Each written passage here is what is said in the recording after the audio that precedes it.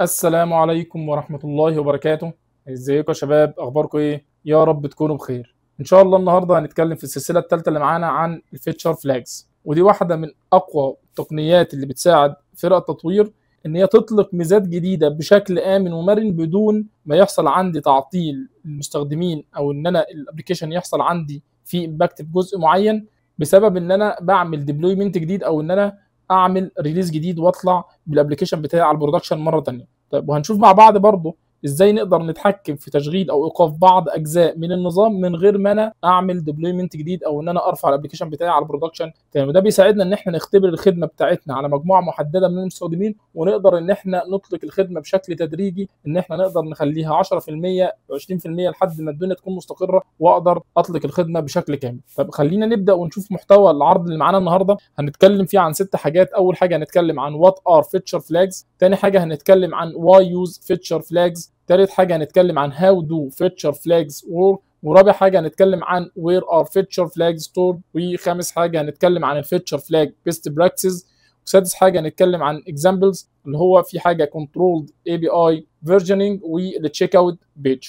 خلينا اول حاجه هنبدا بيها اللي هي وات ار فيتشر فلاجز. لو احنا جينا بصينا هنا بيقول فيتشر فلاجز ار ا سوفت وير ديفلوبمنت تكنيك that enables teams to turn features on or off at runtime without deploying new code. طب يعني ايه الكلام ده؟ قال لك هي آلية للتحكم الديناميكي في تشغيل او ايقاف بعض المميزات اللي موجوده عندي داخل النظام بدون ما انا احتاج ان انا اكتب كود جديد، او ان انا اعمل ديبلويمنت جديد، او ان انا ارفع الكود بتاعي مره ثانيه على البرودكشن. طيب بعد كده بيقول they provide dynamic control over feature rollout and testing and release strategies. طيب يعني ايه الكلام ده؟ قال لك ان هو بيساعدك او بيوفر لك تحكم ديناميكي لحظي، ان انا اقدر من خلاله اقول ان الفيتشر رول اوت ان انا بطلق ميزه جديده بشكل تدريجي. بقول والله انا اطلقت الميزه دي فهخليها تشتغل على 10% من اليوزرز اللي موجودين عندي او المستخدمين اللي موجودين عندي، وبعدين اقدر اطلع بيها بشكل تدريجي، بحيث ان انا لو اتاثرت الخدمه عندي او حصل فيها اي مشكله، او ان انا عاوز فيدباك معين،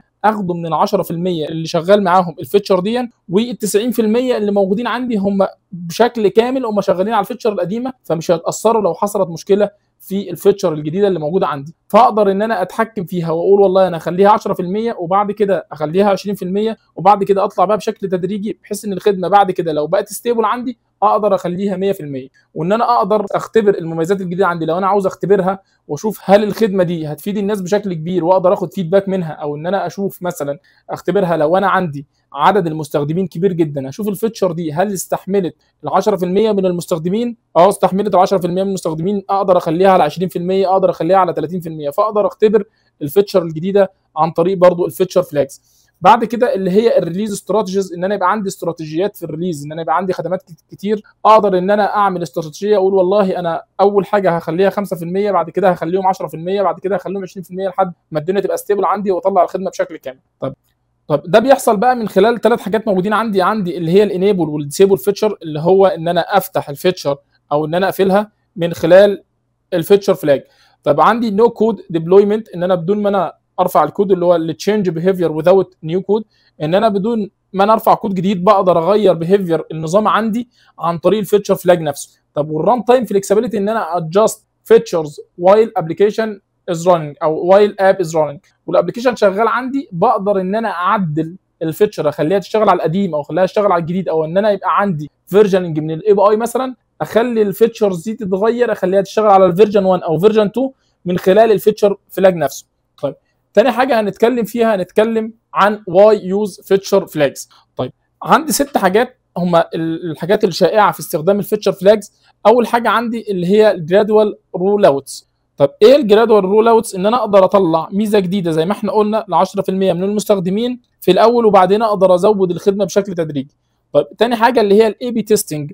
الاي بي تيستنج دي ان انا اقدر اقارن بين نسختين، يبقى يكون عندي نسختين مختلفتين لنفس الميزه، واشوف ايهم افضل او الافضل فيهم عشان خاطر اقدر اقيس عليهم. فاقدر اطلع بتيست واخلي مثلا النسختين اللي موجودين عندي 50% من المستخدمين يستخدموا النسخه دي، و50% من المستخدمين التانيين يستخدموا النسخه دي، واقدر اقارن، فاقدر اطلع بافضل فيتشر عندي او بافضل اسلوب موجود عندي. تالت حاجه بيقول ان الكيل سويتش. طب ايه هي الكيل سويتش؟ قال لك دي ميزه مهمه جدا، لو انا عندي حاجه باظت او الفيتشر اللي انا طلعتها حصل فيها اي مشكله في اي لحظه بعد ما طلعتها، اقدر ان انا سويتش واوقف الخدمه دي بحيث ان المستخدمين ما يتاثروش عندي، ويكون الابلكيشن بتاعي ستيبل وشغال معاهم، وبعد كده اما اصلح الفيتشر او اشوف المشكله بتاعتها ايه اقدر ان انا ارجع اطلع الخدمه دي واقدر افتحها مره ثانيه. طيب بعد كده بيقول انترنال تيستنج، ان انا افتح التيست او ان انا افتح الفيتشر دي لبعض الناس اللي هم الكيو اي او التيستنج عشان خاطر يقدروا يختبروها. طيب بعد كده بيقول تارجتد كنترول بالريجون اند بالكاستمر، ان انا اقدر افتح الخدمه بتاعتي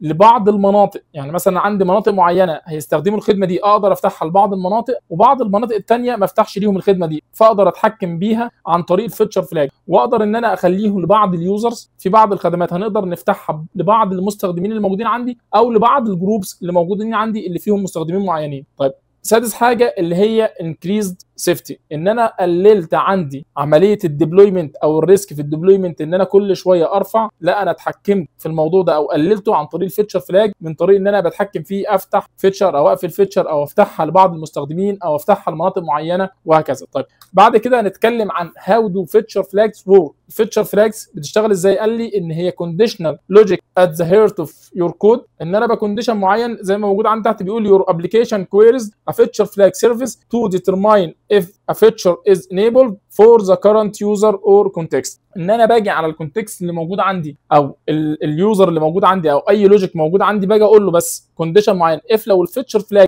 is enabled وادي له الاسم الفيتشر اللي موجود عندي مثلا وليكن نيو تشيك اوت او نيو داشبورد او اي فيتشر موجود عندي، لو هي enabled نفذ اللوجيك ده، لو هي مش enable نفذ اللوجيك اللي موجود عندي الثاني. طيب بعد كده هنتكلم عن where are feature flag stored.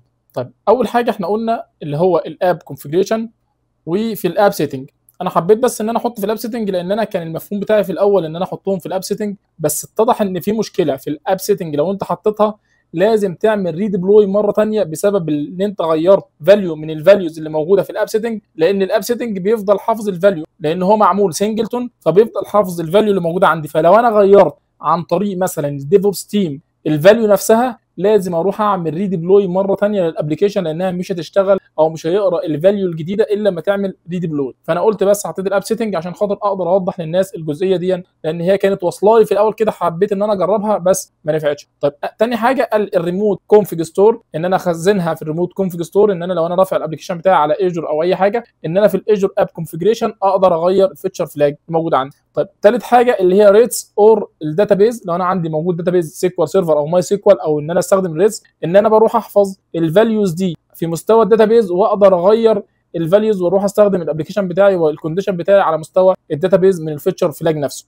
طيب ثالث حاجه اللي هو الساس بلاتفورم، ان في عندي اللي هي اللانش داركلي وفي البوست هوج وفي الفلاج سميث، في ثلاث حاجات كده ممكن ان انا انتجريت معاهم واستخدم الفيتشر فلاج، وبرضه احتمال نشوف واحد منهم مع اللي هو الداتابيز او الريدز داتابيز. طيب بعد كده هنتكلم عن الفيتشر فلاج بيست براكتسز. طيب انا عندي اربع حاجات عشان خاطر استخدم الفيتشر فلاج بشكل صحيح او البيست براكتسز بتاعته. طيب اول حاجه اللي هو الكلير نيمينج، ان انا اختار اسم كويس، ما اروحش ان انا استخدم فلاج 1 وفلاج 2 وفلاج 3، ان انا اروح استخدم زي ما موجود عندي كده اللي هو enable new dashboard، فواضحه بالنسبه لي ان دي داشبورد جديده عاوز اعمل لها enable او عاوز اعمل لها disable، فيبقى النيمنج بتاعي واضح عشان خاطر ما يحصلش عندي اي كونفيوز. طيب تاني حاجه قال ان هو تايملي كلين اب، ان انا لما تكون الخدمه عندي بقت ثابته وما بقاش فيها فيتشر ان هي افتحها او ان انا اقفلها او ان انا اظهرها للناس او اخفيها للناس، وروح شيل الفلاجز بتاعتها وشيلها من الكود بتاعك عشان بعد كده ما تفقدش ميزه الفيتشر فلاج وتبقى موجوده عندك على مستوى الابلكيشن كله موجود فيه فيتشر فلاج. فالخدمه انت خلصت واستخدمت الفيتشر فلاج في جزء معين، روح شيل الفيتشر فلاج بعد ما الخدمه تبقى عندك ثابته او بعد ما الخدمه تكون عندك ستيبل. طيب بعد كده اللي هو التارجتنج اللي احنا قلناها ان احنا نستخدمها على مستوى اليوزر او على مستوى الريجون او على مستوى الجروب عشان خاطر اقدر اتحكم في الفيتشر لحد ما الاقيها ستيبل عندي وتطلع عندي بشكل مظبوط، او ان انا استخدمها على مستوى ريجن معين او على مستوى منطقه معينه لو انا محتاج اعمل كده. طيب بعد كده بيقول اللي هو الشالو نيستنج، ان انا اخلي الفيتشر فلاج الموجوده عندي ان انا ما تخليش الكود بتاعي كله اف وإلس بسبب الفلاجز. حط الفلاجز بتاعتك او حط الفيتشر فلاج بتاعتك على مستوى عالي من التنفيذ اللي هو في الاول خالص، ما تجيش تخلي الكود بتاعك كله اف وإلس على مستوى الابلكيشن فيحصل عندك مشكله وتيجي تستخدم الفيتشر فلاج عشان خاطر تحقق اغراض معينه يحصل عندك مشكله. طيب بعد كده هنتكلم عن اكزامبل 1 واكزامبل 2. هنتكلم في الاكزامبل 1 ان انا عندي بيج اللي هي التشيك اوت، طلعت التشيك اوت بيج دي وعاوز اختبرها او عاوز اخد الفيدباك من الناس، فاقدر اخليها تشتغل على 10% من اليوزرز اللي موجودين عندي،